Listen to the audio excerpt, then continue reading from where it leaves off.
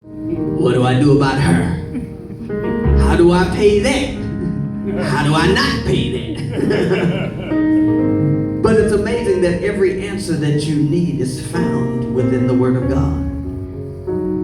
That is just so encouraging me to know that the 66 books written by over 40 different authors covers exactly everything that I may have faced, I may be currently facing, or that I may face tomorrow.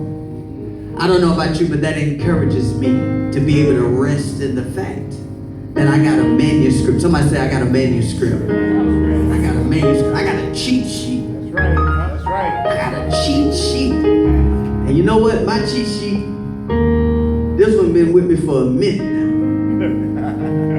And I know folk look at it and be like, you need to replace it. But you know what? It's just something about, see, I know that this one.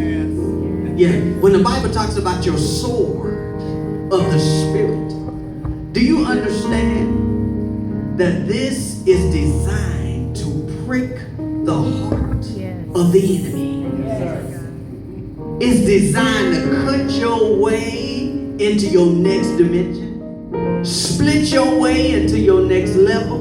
And it's amazing while we're looking for all other reasons, all other avenues. And the reason is in humanity, we want to do what's considered the pathway of least resistance. See, it takes work to be a Christian for real. It takes work to be an avid Bible reader. But see, what makes being an avid Bible reader more important to you is when you say, wow, the Word of God is quick and sharper than any two-edged sword, dividing soul and spirit. See, when you realize that's the only thing that's going to divide what you think you should be doing, what you believe God is telling you to do, versus how you feel about it. The Word of God is the only thing that's going to divide soul and spirit. Somebody say soul and spirit.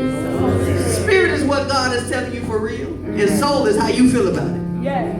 So it's not until you get in your Word for real that it's able to separate the two. See, that's the reason why you find a lot of Christians, most of us, I've been tired of my life, just lazy when it comes to our spiritual walk, because we want the pathway of least resistance. Jesus. We want it to be easy. Nobody ever told you it was going to be easy. When you hear words like possess, the children of Israel were promised Canaan.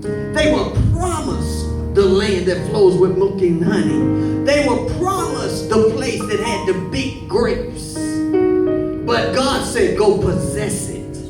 Go occupy it. Which means there was some work that had to happen. But see, most of us, because we don't want to work to possess what God has for us, then we just give up. We say it ain't God. We backslide. We find all the other excuses to allow our soul to continue to drive us. Jesus. Instead of allowing this word to settle in you. Allowing you to be quiet and listen before you must move. My God. Say it. Do you know the hardest thing? I know I ain't preaching yet, but I need y'all to catch that. The hardest thing in the world is to want to move and don't. Right, yeah. Want to snap and still nobody want to talk back to me today. Want to straight out cuss and don't. That's where you YouTube land. Y'all want to cuss too. But see, somehow religion will make you feel like because you feel a certain way, then you sin. No, the Bible says be angry but sin not.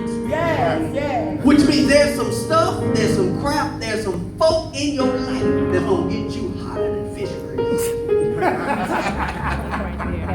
You're not exempt from being hot as fish grease. Do you hear me? But the difference in a mature Christian versus the person that allows their emotions to keep taking them around this wilderness experience is I feel like cussing, I feel like slanging, I feel like going back to the stuff I know that's comfortable, but I stand still in it. You better say it. See, when you stand still, now you invoke God to fight for you. But the problem with most of us is we become over-involved emotionally in situations and then blame it on God on the reason why it didn't work out. Look out. He didn't tell you to go in the first place. Wow. He didn't tell you to be with him in the first place. He didn't tell you to buy that in the first place. But when it didn't work out, now it's God let you down. Yeah. See, I decided I would rather be a proactive Christian these days than a reactive one. Yes, sir. Yeah, proactive means I prepare for war during peacetime. Right. So when war and crap come up in my life, I'm already prepared. All right. Right. Yes, Pastor. Instead of finding myself always responding. Somebody say responding. Responding. Amen. The moment we learn to stand still and be quiet, boy, life as we know it to be will start to change. Yes, it does. Amen. Listen, take it from your preacher. Don't go the long way. Jesus. Don't go the long way. The long way ain't fun. Nah. The long way ain't fun. Yeah. I wish we could really interview the children of Israel now. And see on this side, if somebody would say, well, you know what, we heard it was only supposed to be 21 days. How did it end up taking y'all 40 years? Y'all want to know that. Boy, I bet you if they could speak, they would say that we'd have did things a little bit different. But see, you have their testimony and their story to apply in your life where you don't have to go down the road